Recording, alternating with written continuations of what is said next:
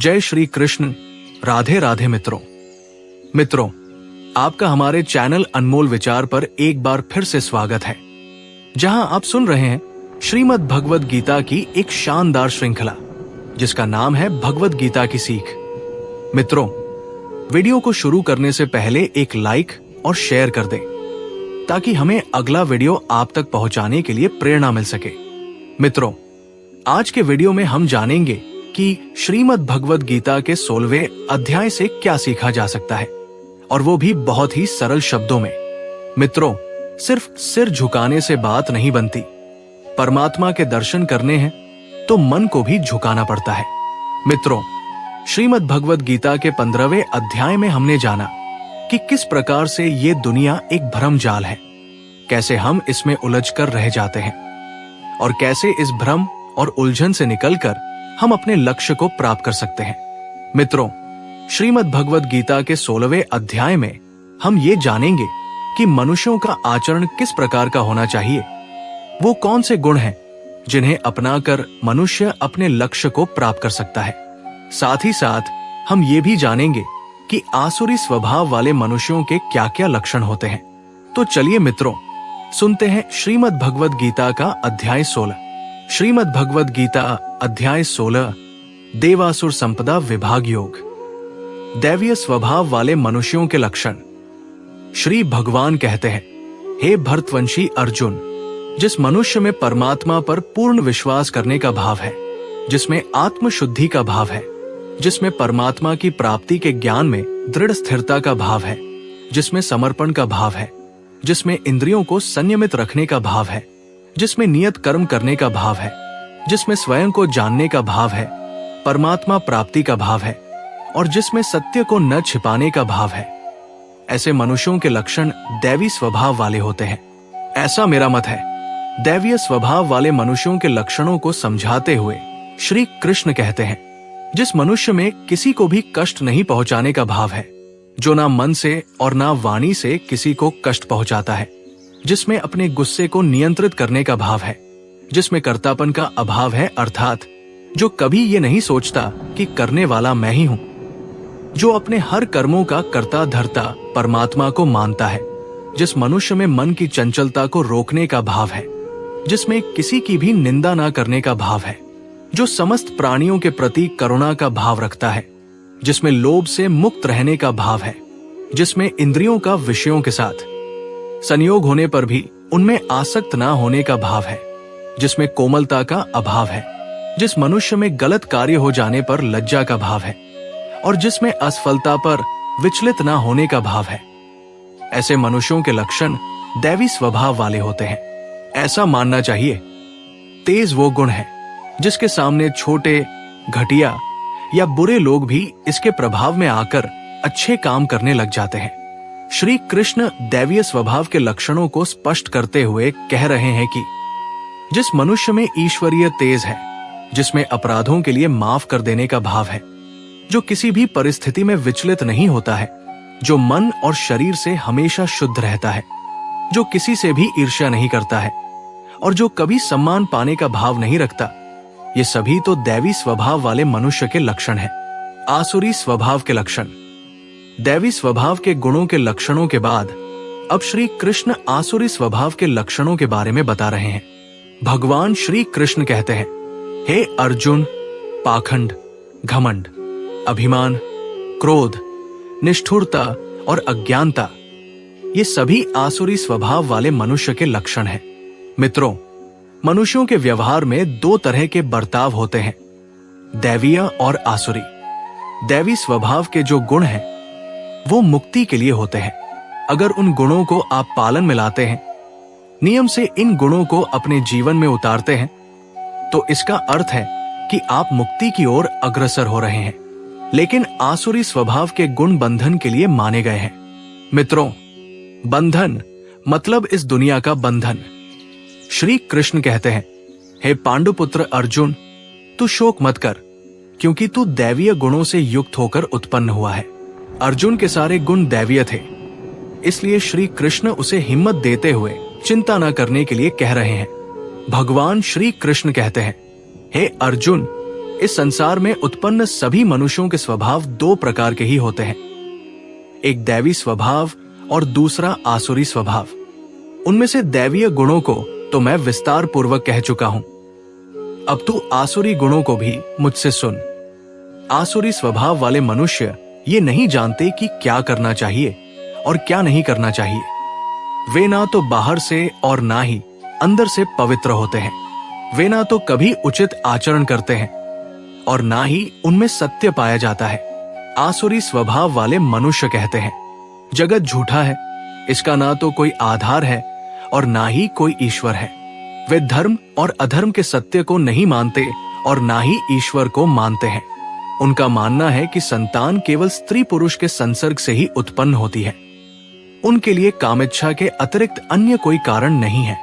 इस प्रकार की दृष्टि को स्वीकार करने वाले मनुष्य जिनका आत्मज्ञान नष्ट हो गया है, वे बुद्धिहीन होते हैं। ऐसे आसुरी स्वभाव वाले मनुष्य केवल विनाश के लिए ही अनुपयोगी कर्म करते हैं, जिससे संसार का अहित होता है। आसुरी स्वभाव वाले मनुष्य कभी न तृप्त होने वाली काम वासना के अधीन होकर, झूठी मान प्रतिष्ठा के अहंकार से युक्त मोहग्रस्त होकर जड़ वस्तुओं को प्राप्त करने के लिए अपवित्र संकल्प धारण किए रहते हैं। मित्रों, भगवान श्री कृष्ण आसुरी लोगों के ऐसे लक्षण बता रहे हैं जिससे हम उन्हें तुरंत पहचान सके। आसुरी स्वभाव वाले मनुष्य जीवन के अंतिम समय तक असंख्य चिंताओं से घिरे रहते हैं। उनके जीवन का परम लक्ष्य केवल इंद्रिय तृप्ति ही होता है। जो व्यक्ति कामना में, अपनी इच्छा में फंसा होता है, वो उसके लिए कुछ भी करने के लिए तैयार रहता है। यही होती है आसुरी प्रवृत्ति। श्री कृष्ण कहते हैं, आसुरी स्वभाव वाले मनुष्य आशा रूपी सैकड़ों रस्सियों से बंधे हुए कामनाओं और क्रोध के वश होकर इंद्रिय विषय भोगों के लिए अवैध रूप से धन को जमा करने की इच्छा करते रहते हैं। वे सोचते हैं, आज मैंने इतना धन प्राप्त कर लिया है, अब और अधिक प्राप्त करूंगा। मेरे पास आज इतना धन है, भविष्य में ये और बढ़ेगा। ऐसे मनुष्य का प्रयत्न केवल धन एकत्र करने में ही लगा रहता है। वे सोचते हैं, वो शत्रु मेरे द्वारा मारा गया और उन अन्य शत्रुओं को भी मैं मार डालूंगा। मैं ही भगवान हूं, मैं ही समस्त ऐश्वर्य को भोगने वाला हूं, मैं ही सिद्ध हूं, मैं ही सबसे शक्तिशाली हूं और मैं ही सबसे सुखी हूं। मैं सबसे धनी हूं। मेरा संबंध बड़े कुलीन परिवार से है। मेरे समान और कौन है? मैं यज्ञ करूंगा, दान दूंगा और इस प्रकार जीवन का आनंद लूंगा। इस प्रकार आसुरी स्वभाव वाले मनुष्य अज्ञानवश मोहग्रस्त होते रहते हैं। अनेक प्रकार की चिंताओं से भ्रमित होकर मोह रूपी जाल में फंसे हुए वे इंद्रिय विषय भोगों में आसक्त रहते हैं और अंततः महान अपवित्र नरक में गिर जाते हैं। आसुरी स्वभाव वाले मनुष्य स्वयं को ही श्रेष्ठ मानते हैं। ऐसे लोग धन और झूठी प्रतिष्ठा के मद में लीन होकर केवल नाम मात्र के लिए बिना किसी शास्त्रीय विधि के घमंड के साथ यज्ञ करते हैं। वे मिथ्या अहंकार, बल, घमंड, कामनाओं और क्रोध के वश होकर अपने और दूसरों के शरीर में स्थित परमात्मा की निंदा करने वाले और ईर्ष्यालु होते हैं। आसुरी स्वभाव वाले ईर्ष्यालु, क्रूरकर्मी और मनुष्यों में अधम होते हैं। ऐसे अधम मनुष्यों को मैं संसार रूपी सागर में निरंतर आसुरी योनियों में ही गिराता रहता हूं। मित्रों, मरते समय हम अपने संस्कार साथ लेकर ही दूसरे शरीर में जाते हैं। आत्मा जब एक शरीर को छोड़कर दूसरे शरीर में जाती है तो अपने संस्कार साथ ले जाती है। इसी कारण आसुरी लोग बार बार आसुरी योनियों में ही जन्म लेते हैं। उन्हें लगता है कि वे आनंद उठा रहे हैं, परंतु वस्तुतः वे श्री कृष्ण के दंड को भोग रहे होते हैं। जब तमोगुण की बहुलता होती है तो स्वाभाविक है कि सतोगुण और रजोगुण कम हो जाते हैं। तमोगुण मनुष्य को नीच योनि में लेकर जाता है। आसुरी लोगों को श्री कृष्ण मूर्ख बताते हैं। ऐसे लोग कभी श्री कृष्ण को प्राप्त नहीं कर सकते। वे लगातार एक जम से दूसरे जम तक आसुरी योनि में ही जाते रहते हैं और अंत घोर नरक में गिरते हैं। मित्रों, दुनिया की हर बुराई के 3 मूल कारण हैं: काम, क्रोध और लोभ। श्री कृष्ण कहते हैं, ये तीनों नरक के द्वार हैं। ये आत्मा को अधोगति में ले जाते हैं।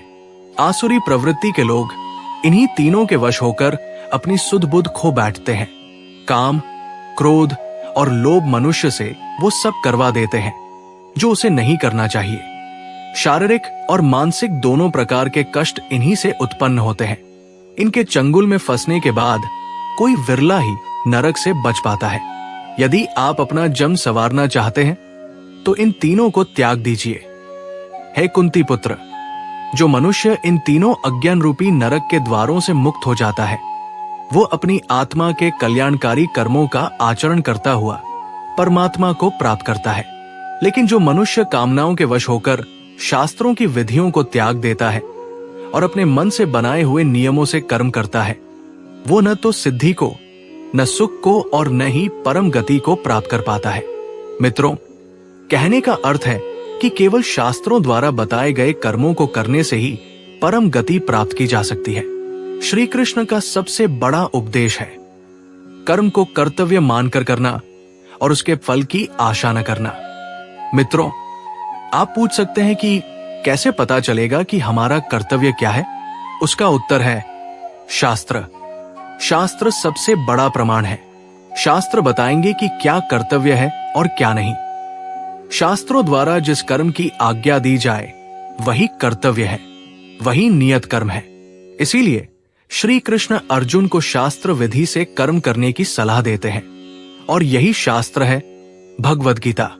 इस प्रकार उपनिषद, ब्रह्म विद्या तथा योग शास्त्र रूपी श्रीमद् भगवद गीता के श्री कृष्ण अर्जुन संवाद में देवासुर संपदा विभाग योग नामक 16वां अध्याय संपूर्ण हुआ। मित्रों, यदि आपको हमारा ये वीडियो पसंद आया तो कमेंट में जय श्री राधे कृष्ण लिखें और ऐसे ही प्रेरणादायक वीडियो देखने के लिए हमारे चैनल अनमोल विचार को सब्सक्राइब कर लें।